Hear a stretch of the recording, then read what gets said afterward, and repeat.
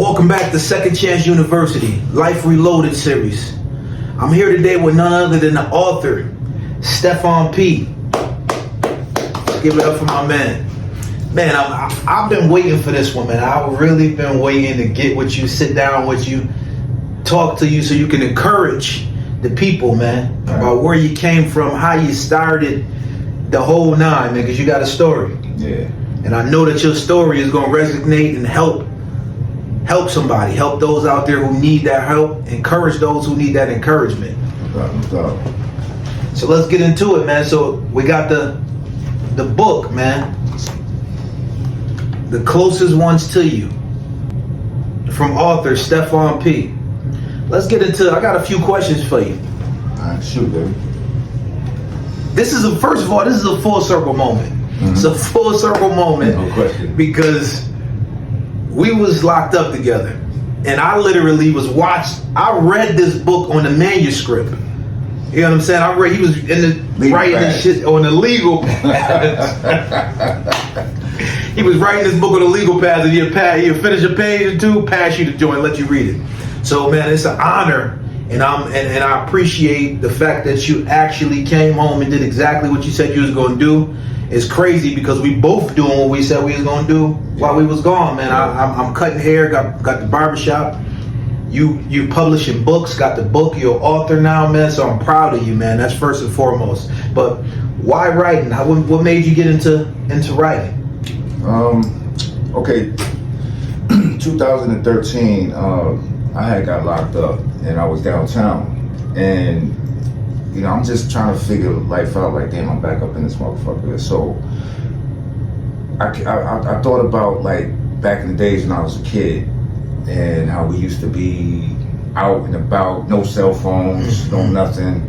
You know, our social media was going to people's houses. You know what I mean? Going to our friends' houses and roaming the streets and playing football and all that. So I wanted to write a book about two kids that didn't have no cell phones or nothing, and they was always finding something to do. Mm-hmm. All right, that didn't really pan out the way I wanted to, but I started another book. I'm not gonna say the name because I'm gonna put that out soon. But I started it on something that really happened, and then turned it into fiction. Okay. Which kickstarted me, and once I came home, you know, life, you know what I mean? You know how life is. That shit just, I wasn't thinking about it no more. But it was still back here. Yeah, life started life. You know, it was still, you know, and you know, it was always in sight, sitting on the dresser, and I look at it, you know, and just throw it to the side and you see it, you know, but somewhere in my head was like, you know, you got to get on that, you know what I mean? Because I used to write rhymes. You know, I'm from Southside Jamaica, Queens, so I used to be doing park jams and write rhymes with my man OC back in the days, and so I was always good with writing, you know, and you know, back then writing rhymes is about storytelling. So I'm like, all right, cool. So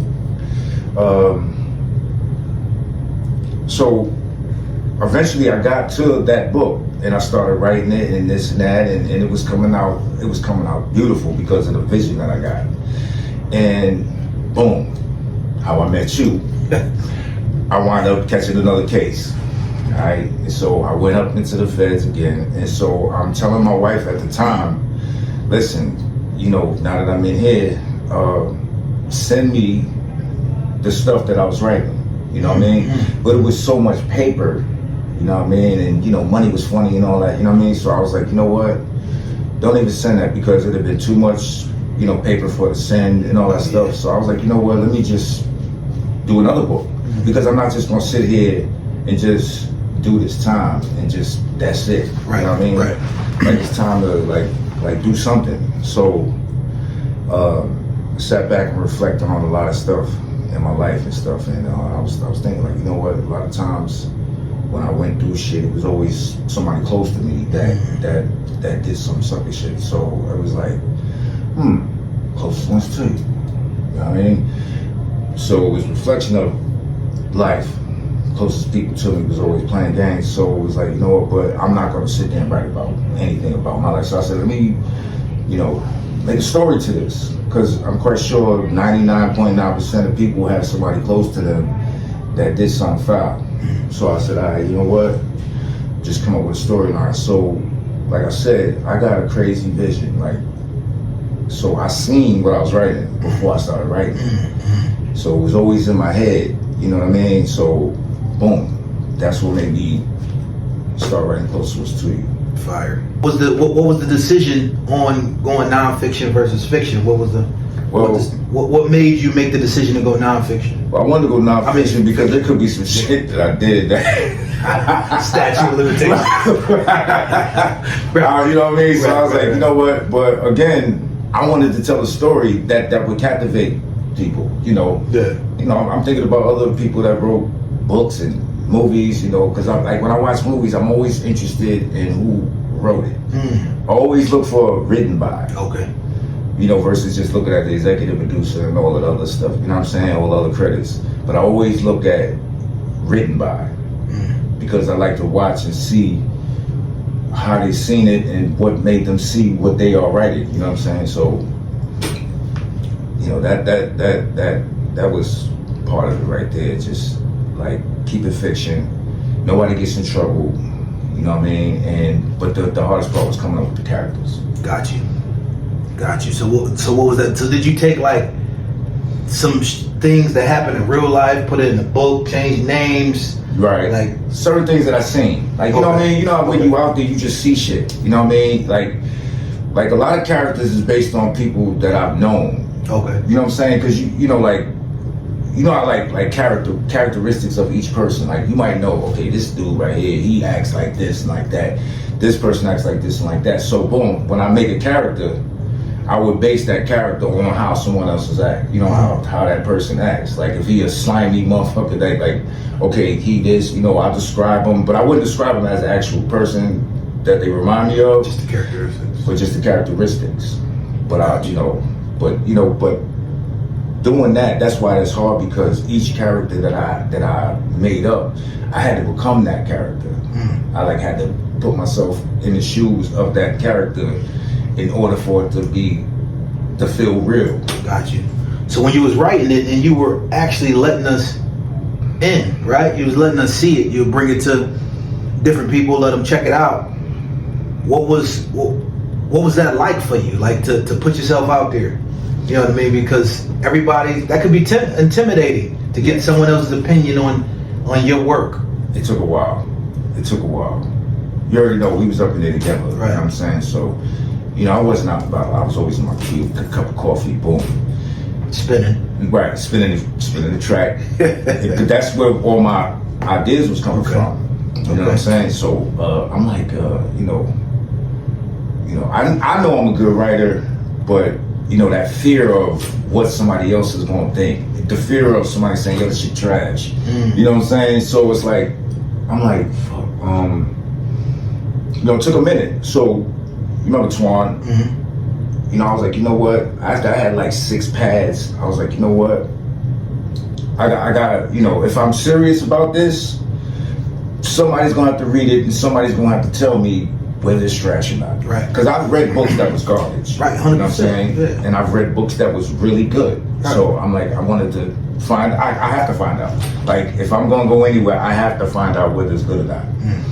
So Twan was like the first one I started reading the joint. So I'm like, yo, listen, check this out. You know, remember, I'm an amateur author. I'm just starting. Give me the real. Don't play with me because you know me. Don't be like, oh yeah, it's all right. And if it's not, you tell me, because I need to know the real deal. Like, if it's garbage, let me know so I could hook it up. So he came back like, bro, this joint is hot, bro. Yeah. You got another pad? Like, I felt like I was running the spot. Y'all need another pad. I'm like, yo, you like this shit? He's like, bro, this shit hot. I'm like, come on, don't play with me. Like, dude, really? He's like, yo, just give me another pad. You know what I mean? Like, let's stop talking. Just give me another pad. So boom, he was like the first one that was like, okay. Test phase. Right. Yeah. Okay. You know, and I was prepared. Right. I was prepared. I took the shield off, the armor off, the tape, the criticism. Yeah. You know what I'm saying? And he said it was good.